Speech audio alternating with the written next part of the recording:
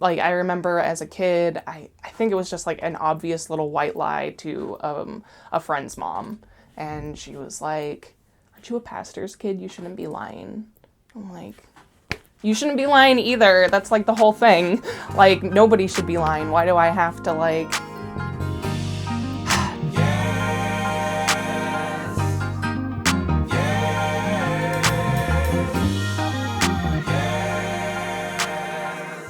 I didn't come from a super religious family. I mean, we went to church on occasion, a lot of the whole going on Easter, going on Christmas. Of course, some of the older matriarchs in my family were very much into the whole religious thing. My dad was always kind of the one who was more, I don't want to say callous, but just not really into it as much until I became a freshman in high school. And then I instantly just kind of threw myself into it all. I think for starters, just to kind of make some of the, like some of my grandparents and like my mother happy and proud of me and everything. And that's when I realized kind of the passion I had for this as a topic. I read through the whole Bible before I decided to become a Christian, and then I became a Christian. So my faith really didn't exist as an entity until I was a freshman in high school. And then it just kind of got out of control.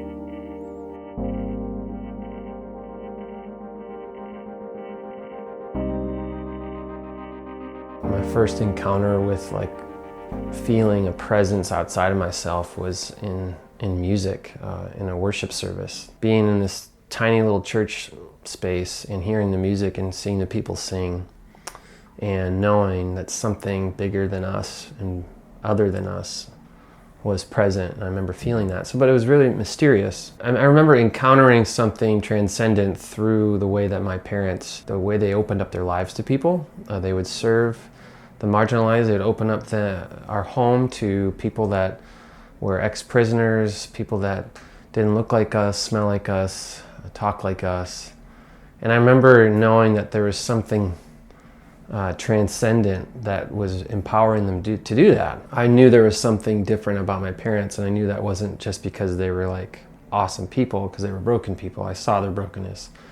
But it was their ability to choose love when it was hard that made me believe in a higher power that was giving them that love. I personally experienced that in a more definitive way when I was about 12. It was again in a worship setting. I made a lot of bad choices. I acted out, I wanted attention, and so committed a lot of acts of vandalism, lied to my parents, was doing stuff with girls that I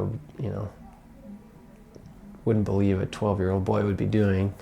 And I just remember feeling that dissonance of what I knew was right and what I knew, like the good that God had for my life based on what my parents taught me and the choices I was making. And in that moment, I remember feeling drawn to a deeper connection to God. And there was this moment of prayer where they asked people if they want to come up, if people would want to come up and receive prayer. And I just remember getting up there and confessing to God in front of people. I don't think they could hear me, but I remember confessing all these things that I was sorry for.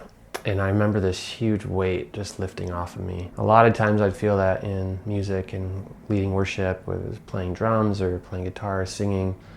But again, that mysterious, that mystical connection, feeling like it was as real as any other relationship I had. So yeah, that's what it was like growing up.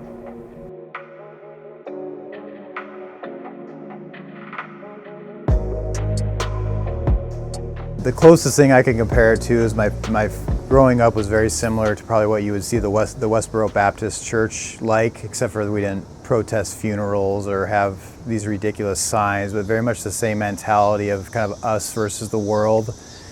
We really felt like we were the only ones who were enlightened by God, and we're kind of awaiting the end times. The concept of hell was used a lot to sort of scare us into behaving as children. There was also the idea that we could never go outside of our faith, so all of our friends had to be from the church. When I got older and wanted to start dating, there's this pressure that whoever I dated had to also belong to the church. So it's almost a very cult-like religion. I will say though that Within the religion itself, within the church, the people were wonderful people. They were very kind, caring, extremely helpful. If you ever needed anything, there was always a number of people that you could call within the church. And growing up, my family was very poor. We relied on that heavily. Honestly, if it wasn't for the church, my family and I would have been homeless at certain points. It was this weird dichotomy of, at the time, it was a good experience, but the older you got, the older you start to realize that this is something kind of different and awkward. And it was when I got to be a teenager that I really started to rebel against that idea. I was either homeschooled or went to Christian schools up until high school, and then when I got to high school, I was in a public school where I was exposed to a much more diverse group of friends and got to see a much broader range of ideas and opinions. And from there I started to kind of rebel against my upbringing from that, which has definitely caused a lot of conflict between me and my parents. But they ended up shipping me off to a Christian college, kind of against my will, just to kind of continue the faith, I guess we could say. So that's kind of my upbringing from childhood up to college age.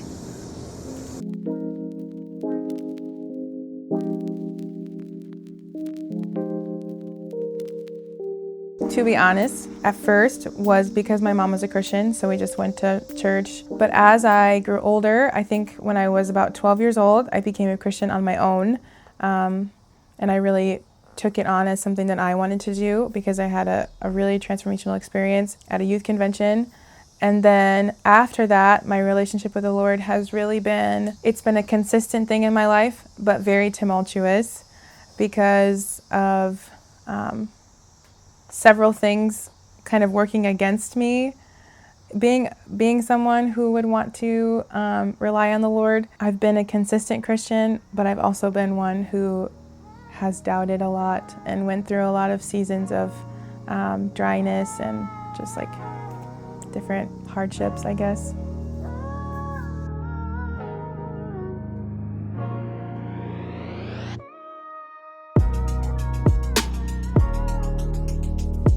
There was always just an extra weight on me since I was a pastor's kid, and like this need to like be presentable. Home life was kind of chaotic sometimes. I mean, I showed symptoms of anxiety and depression and borderline personality disorder early on. It was just my life. I mean, I was a pastor's kid. I remember people like just putting you under a microscope because of that, you know? Like, I remember as a kid, I think it was just like an obvious little white lie to a friend's mom. And she was like, "Aren't you a pastor's kid? You shouldn't be lying." I'm like, you shouldn't be lying either. That's like the whole thing. Like, nobody should be lying. Why do I have to like...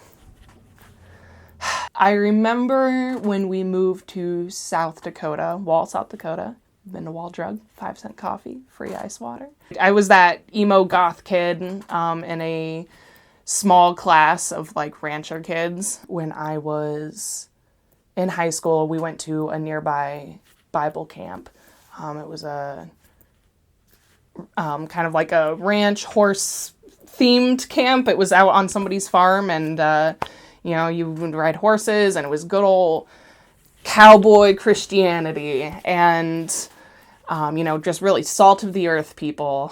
And I remember being there for 2 weeks, and I really didn't know anybody. Again, I was a teenager. I was kind of a weird kid. I didn't fit in with these farmer kids, and they didn't really get me, and I would kind of try with a couple of people, and so I was already a lonely kid that didn't fit in anywhere. I remember being like, I need something. I feel so alone and so sad. And if you're there, I need you. I need to feel like everyone is saying, hey, you don't need anybody if you have God. If God's with you, you're golden. You can live your life. And I was just so cripplingly alone, and I was like, God, if you're there, I need that, please. And I never felt anything. I never made, not even like God in a giving me love and friendship in the form of another person, to give me another person to interact with, and nobody, and I didn't have anybody, and I was just like, okay, I don't know. That's when I really started questioning everything.